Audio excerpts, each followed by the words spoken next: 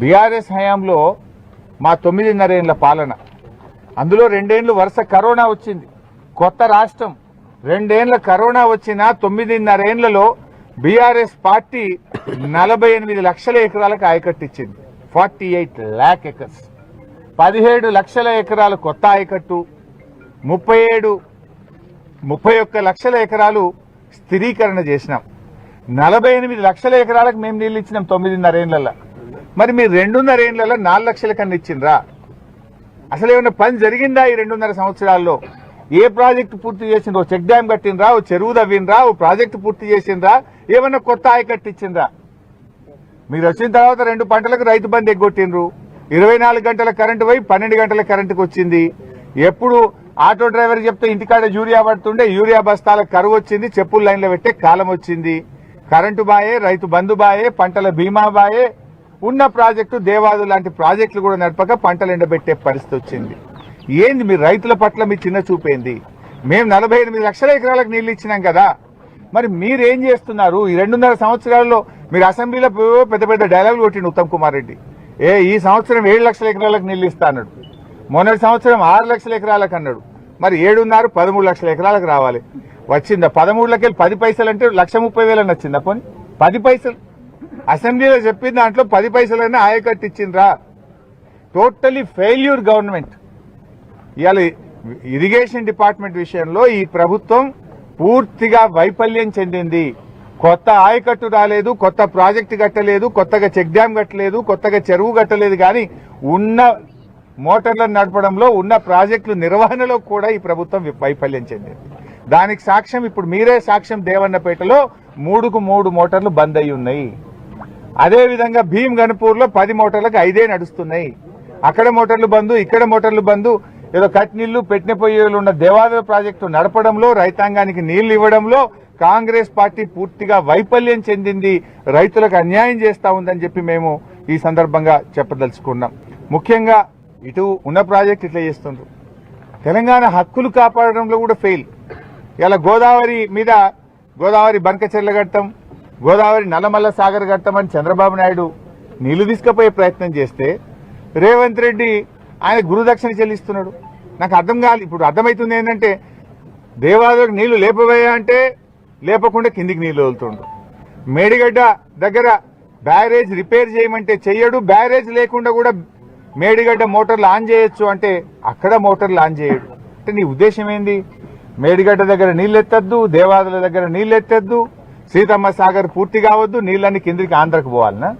అంటే బాబు గారికి గురుదక్షిణ చెల్లిస్తున్నావా? ఇవాళ నువ్వు ఫెయిల్ అయిపోయినావు.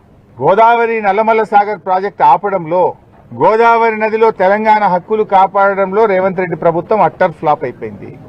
అటు కృష్ణా నదిలో కూడా ఎవర్ లోయెస్ట్ యూటిలైజేషన్. రాష్ట్రం ఏర్పడ్డ తర్వాత అతి తక్కువ నీటి వినియోగం ఎప్పుడు జరిగిందంటే ఈ 2 ఏళ్ల రేవంత్ పాలనలో జరిగింది. మన రాష్ట్రానికి ఉన్న 34% తాత్కాలిక ఒప్పందం ప్రకారం తాత్కాలిక వాటాను కూడా వినియోగించడంలో రేవంత్ రెడ్డి ప్రభుత్వం ఫెయిల్ అయిపోయింది. కృష్ణాలో మన వాటాను వాడుకోవడంలో, ఆంధ్రప్రదేశ్ ఆగడాలను అరికట్టడంలో, అక్రమంగా కృష్ణానది నీళ్లను ఆంధ్రప్రదేశ్ తరలిస్తుంటే దాన్ని ఆపడంలో ఫెయిల్ అయిపోయినరు. తెలంగాణ నీటి వినియోగం చేయడంలో కూడా ఫెయిల్ అయిపోయినరు. గోదావరిలో బనకచెర్లను ఆపలేరు. ఇటు దేవాదుల మోటార్లు నడపడంలో ఫెయిలు, అటు కాళేశ్వరం ప్రాజెక్టు మోటార్లు నడపడంలో అక్కడ ఫెయిల్ అయిపోయింది. మీరు కొత్తగా నిర్మించిందేమి లేదు కానీ ఉన్న ప్రాజెక్టుల నిర్వహణలో కాంగ్రెస్ ప్రభుత్వం ఫెయిల్ అవుతా ఉంది. కృష్ణా గోదావరి నదుల్లో తెలంగాణ వాటాను కాపాడడంలో కూడా ఇవాళ కాంగ్రెస్ ప్రభుత్వం ఫెయిల్ అవుతా ఉంది. చివరిగా రైతు బంధు. మొన్న ఏమన్నారు? రైతు బంధును 1 జనవరికి కొత్త సంవత్సరం కానుక ఇస్తున్నాం రైతు బంధు అన్నారు. సంక్రాంతి పండుగకి ఇస్తున్నారు రైతు బంధు అన్నారు. ఎలక్షన్లు అయ్యేటప్పుడు ఎలక్షన్ కాగానే 17వ తారీఖే రైతు బంధు కోడ్ ఉన్నది, కోడ్ అయిపోగానే 17వ తారీఖే రైతు బంధు వేస్తామన్నారు. 20 తారీఖు వచ్చింది. కేసీఆర్ గారేమో నాట్లకు రైతు బంధు వేసిండు. ఇప్పుడు నాట్లు అయిపోయా, కలుపు అయిపోయా, బందోబస్తాలు వేస్తే పొట్టకొచ్చింది. ఇంకెప్పుడు ఇస్తావు రైతు బంధు? ఇంకెప్పుడు ఇస్తావు? ఇప్పటికే 2 రైతు బంధులు ఎగ్గొట్టినావు. 4 రైతు బంధువులకు 2 ఎగ్గొట్టినావు, 2 ఇచ్చినావు. ఇప్పుడు 5వది. ఇది కూడా ఇస్తావా? ఎగబెడతావా? ఇంకెప్పుడు ఇస్తావు? ముఖ్యంగా గోదావరి జలాలకు సంబంధించిన వివాదం గత కొంతకాలంగా రాజకీయ రంగు పులుముకుంటా ఉంది. ఈ నేపథ్యంలో నేను స్పష్టంగా సూచన చేయదలుచుకున్నా, మనం కష్టపడి ప్రాజెక్టులు నిర్మించుకొని గోదావరి పరివాహక ప్రాంతాన్ని ముఖ్యంగా ఉత్తర తెలంగాణను సస్యశ్యామలం చేసుకోవాల్సిన సమయంలో అనవసరమైన ఆరోపణలు అబద్ధపు ప్రచారాలతోని తెలంగాణ ప్రజలకు ఎలాంటి ప్రయోజనం లేదు. కాబట్టి దయచేసి ఉమ్మడి రాష్ట్రంలో ఎన్నో సమస్యలను ఎదుర్కొని తెలంగాణ రాష్ట్రం వచ్చిన తర్వాత 10 సంవత్సరాల పరిపాలన అందించిన వాళ్ళు ఈ ప్రాజెక్టులను పూర్తి చేసి ఉంటే మనకు ఎలాంటి సమస్యనే లేదు. ఉమ్మడి రాష్ట్రంలో మన ఆవేదన, మన బాధ సమైక్య పాలనలో తెలంగాణ ప్రాజెక్టుల్లో నిర్లక్ష్యానికి గురైనాయి. ఈ ప్రాజెక్టులు పూర్తి కావాలంటే మా రాష్ట్రం మాకు కావాలి. నీళ్లు నిధులు నియామకాల నేపథ్యంలో ప్రధానంగా మనం చెబుతూ వచ్చింది ఇదే. తెలంగాణ రాష్ట్రం ఏర్పడ్డప్పుడు నీళ్లు పుష్కలంగా ఉన్నాయి, నిధులు పుష్కలంగా ఉన్నాయి. చిత్తశుద్ధితోని ప్రాజెక్టులను పూర్తి చేసి ఉంటే ప్రాణహిత చేవెళ్ల కావచ్చు, శ్రీపాద ఎల్లంపల్లి కావచ్చు, దీనికి సంబంధించిన దేవాదుల కావచ్చు, ఎస్ఆర్ఎస్పి స్టేజ్ 3 కావచ్చు, ఎన్నో రకాల ప్రాజెక్టులు గోదావరి నదీ జలాలకు సంబంధించిన ప్రాజెక్టులను మనము ఈ 10 సంవత్సరాలలో పూర్తి చేసుకొని 967 టీఎంసీలను మనము వినియోగంలోకి తెచ్చుకొని ఉంటే ఈనాడు వరద జలాల మీద కూడా మనం వాటా అడిగి వరద జలాలకు కూడా అవసరం అనుకుంటే దక్షిణ తెలంగాణకు సంబంధించి కృష్ణా పరివాహక ప్రాంతానికి కూడా గోదావరి జలాలను తరలించడానికి అవకాశం ఉండే. కానీ పుష్కలంగా నిధులు అందుబాటులో ఉన్నప్పుడు కూడా ఆలోచన విధానంలో ఉన్న లోపాల వల్ల కేవలం గోదావరి పరివాహక ప్రాంతం మీదనే, గోదావరి నది మీదనే కాళేశ్వరం ప్రాజెక్టుకే 1,02,000 కోట్ల రూపాయలు ఖర్చు అయినాయి. కానీ ఏ ఒక్క ప్రాజెక్టు పూర్తి కాలే.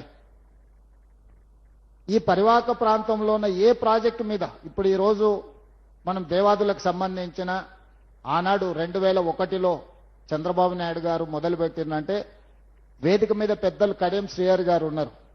ఈ వేదిక మీద ఉన్న దాంట్లో ఎవరైనా 2001 నుంచి 2026 వరకు ప్రజా జీవితంలో ఉండి ముఖ్యంగా సాగునీటి ప్రాజెక్టుల మీద సంపూర్ణమైన అవగాహన ఉన్న వ్యక్తులు ఎవరైనా ఉన్నారంటే కడియం శ్రీహరి గారు ఉన్నారు. ఆ రోజు నుంచి ఈ రోజు వరకు ఈ ప్రాజెక్టులు కొనసాగుతూనే ఉన్నాయి. ఉమ్మడి రాష్ట్రంలో కొన్ని సమస్యలు, ప్రత్యేక తెలంగాణ వచ్చిన తర్వాత ఇంకొన్ని సమస్యలు, ఈ రోజు చివరికి పూర్తి చేద్దామని చిత్తశుద్ధితో పనిచేస్తే నిధుల కొరతకు వచ్చింది. భూసేకరణ కూడా ఈరోజు నిధులు ఇవ్వడానికి వెతుక్కునే పరిస్థితి వచ్చింది. ఎందుకంటే 8,11,000 కోట్ల రూపాయల అప్పుల భారం తెలంగాణ రాష్ట్రం మీద ఉండడం వల్ల ఈరోజు సాగునీటి ప్రాజెక్టులు 70%, 80% పూర్తయినా 20-30% పూర్తి చేసుకోవడానికి అవసరమైన నిధులు విడుదల చేయాలంటే నిధుల కొరత ఉన్నది. అందుకే ఈరోజు ఇక్కడికి వచ్చి ప్రాజెక్టును సమీక్షించి రాబోయే 2 ఏళ్లలో ఎట్టి పరిస్థితుల ఈ ప్రాజెక్టులను అన్నిటిని పూర్తి చెయ్యాలనే చిత్తశుద్ధితోనే ఈరోజు ఇక్కడికి రావడం జరిగింది. అధికారుల్లో చైతన్యము, ప్రజలకు ఒక విశ్వాసం కల్పించడానికి మంత్రులందరం కలిసి ఇక్కడికి వచ్చి సమీక్ష చేసినాం. దీనికి సంబంధించిన భూసేకరణ కావచ్చు, నిర్మాణానికి కావచ్చు, మెయింటెనెన్స్ కావచ్చు, అవసరమైన అన్ని నిధులను కూడా సత్వరమే విడుదల చేయడానికి ప్రభుత్వం నిర్ణయం తీసుకుంటుంది. 2001లో 6,000 కోట్ల రూపాయల అంచనాతో మొదలయ్యి 13,500 కోట్ల రూపాయలకు సవరించిన అంచనాలు వచ్చి ఈరోజు 14,500 కోట్ల రూపాయలు ఖర్చు పెట్టినా ఇప్పుడు అధికారులు చెప్తున్నారు 18,500 కోట్ల రూపాయలకి అంచనాలు పెంచితే తప్ప ఈ ప్రాజెక్టులు పూర్తి కావు అని అంటున్నారు. 2001లో 6,000 కోట్లతో ప్రయాణం మొదలైతే ఈరోజు 18,500 కోట్లకి ప్రాజెక్టుల అంచనా విలువలు పెరిగినాయి. ఇకనైనా ఇక్కడ పులి స్టాప్ పెట్టాలి. దీనికి సంబంధించిన కంప్లీట్ ప్రాజెక్టును పూర్తి చేయడానికి అవసరమైన అంచనాలు అన్నిటిని కూడా సవరించుకొని తీసుకొని వచ్చి మంత్రివర్గంలో ఆమోదింపజేసుకొని పనులను వేగవంతం చేసి ప్రాజెక్టును పూర్తి చేయండి అని చెప్పి ఈ వేదిక మీద నుంచి స్పష్టంగా అధికారులకు ఆదేశాలు ఇవ్వడం జరిగింది. స్థూలంగా నేను ఒకే మాట చెప్పదలుచుకున్నా. మహారాష్ట్ర సరిహద్దుల్లో ఉన్న తుమ్మిడిహెట్టి నుంచి భద్రాచలం వరకు గోదావరి జలాల పరివాహక ప్రాంతంలో ఉన్న అన్ని ప్రాజెక్టులు, నేను ఈ ప్రాజెక్టు ఆ ప్రాజెక్టు ఒక్కొక్కటి నేను పేరు తీసుకొని చెప్పదలుచుకోలేదు. అన్ని ప్రాజెక్టుల మీద పూర్తి స్థాయి సమీక్ష చేసి ఎట్లయినా సరే ఈ ప్రాజెక్టులను పూర్తి చేసుకోవడానికి ప్రయత్నం చేస్తాము. ఈరోజు కాళేశ్వరం మహా అద్భుతం అని చూపించిన 2 సంవత్సరాలు మేము వచ్చినప్పటి నుంచి కాళేశ్వరం నుంచి చుక్క నీరు కూడా ఎత్తిపోయకపోయినా భారతదేశంలోనే అత్యధికంగా వరి ఉత్పత్తి చేసిన రాష్ట్రంగా ఈ 2 సంవత్సరాలు 4 పంటలు మనమే మొదటి స్థానంలో ఉన్నాం. గతంలో కల్పించిన భ్రమలన్నీ కూడా అవి భ్రమలే అన్న సంగతి ఈరోజు ప్రజలకు అర్థం కావాలి. సరే, ఏ ఉద్దేశంతో ఏ ఆలోచనతో వాళ్ళు మేడిగడ్డ అన్నారం సుందిల కట్టినరో, ఆ పంపోజులు కట్టినరో, ఆ లిఫ్టులు పెట్టినరో, ఆ నీళ్ళు ఎక్కడికి పోయినా, నిధులు ఎక్కడికి పోయినా నేను విమర్శ చేయదలుచుకోలేదు. గోదావరి జలాలే కాదు, కృష్ణానది జలాల మీద కూడా చాలా రకమైన అపోహలు కల్పిస్తూ పక్క రాష్ట్రానికి తరలించడానికి మేమే మంగళహారతి పడుతున్నామంటూ ఆరోపణలు చేస్తే కృష్ణానది జలాల మీద పూర్తి స్థాయి చర్చ శాసనసభలోనే తీసుకున్నాము. పబ్లిక్ మీటింగులు పెట్టి వేదికల మీద ఊకదంపుడు ఉపన్యాసాలు వద్దు. ఉమ్మడి రాష్ట్రంలో ఏం జరిగింది, తెలంగాణ రాష్ట్రం వచ్చిన తర్వాత 10 సంవత్సరాలు చంద్రశేఖరరావు గారు, హరీష్ రావు గారు సాగునీటి పారుదల మంత్రులుగా ఉన్నప్పుడు ఏమి జరిగింది, ఉత్తమ్ కుమార్ రెడ్డి గారు సాగునీటి పారుదల మంత్రిగా అయిన తర్వాత ఏం చేసిండో చర్చ చేద్దామని అసెంబ్లీనే వేదికగా చర్చకు ఆహ్వానించినము. కృష్ణానదికి సంబంధించిన సంపూర్ణమైన చర్చ మొన్న జరిగిన శాసనసభలో చర్చ పెట్టినాం, సమాధానం చెప్పినాం, వివరణ కూడా ఇచ్చినాం ప్రజలకు. ఇప్పుడు నా సూచన ఒకటే మిత్రులకు, మీ తప్పిదాలను కప్పిపుచ్చుకోవడానికి మా మీద ఆరోపణలు చేయడం వల్ల సమస్య పరిష్కారం కాదు. మీరు తప్పు చేసిందా చేయలేదా అనేది ప్రజలు గుర్తించిండ్రు, ప్రజలు శిక్షించిండ్రు. దాంతోనైనా మీలో మార్పు వస్తుందని, పరివర్తన వస్తుందని మేము ఆశించినాం. ఆ దిశగా మీ మాటలు కనిపించడం లేదు. ఏదేమైనా నేను మిత్రులకు సూచన చేస్తున్నా, గోదావరి నదీ జలాలకు సంబంధించిన వివాదాల మీద కూడా శాసనసభలో చర్చ చేద్దాము.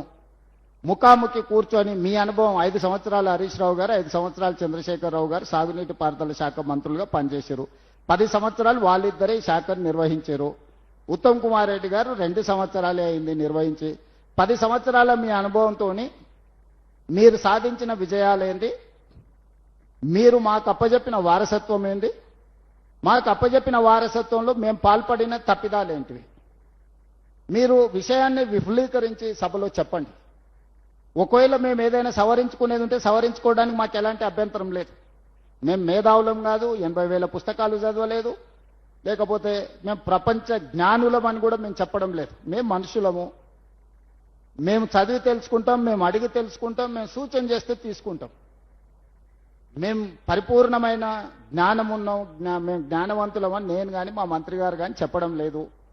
మీ అనుభవం 10 సంవత్సరాలు, మా అనుభవం 2 సంవత్సరాలు. మీరు 10 సంవత్సరాల అనుభవంతో మాకు సూచన చేయండి.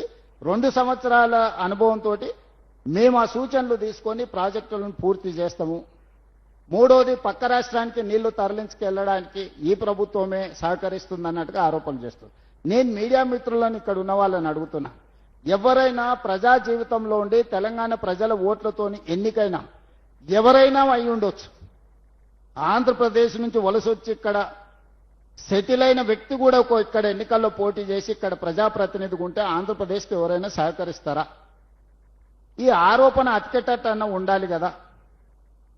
ఇతరులు తరలించుకోవడానికి మీరు సహకరిస్తున్నారు, మీరే వాళ్లకు నీళ్ళన్నీ వదులుతుండ్రు అని ఇట్లాంటి చౌకబారు ఆరోపణలతోని ఏమీ ప్రయోజనం లేదు. నేను సూచన చేస్తున్నా చంద్రశేఖరరావు గారికి, హరీష్ రావు గారికి, దయచేసి చౌకబారు విమర్శల వల్ల తెలంగాణ గౌరవాన్ని దెబ్బతీయకండి. ఈ ప్రభుత్వానికి ఎలాంటి భేషజాలు లేవు. ప్రతిపక్షం సూచన చేస్తే ఆ సూచనలని నిజంగా అందులో ఏమైనా విషయం ఉంటే వాటిని స్వీకరిస్తాము.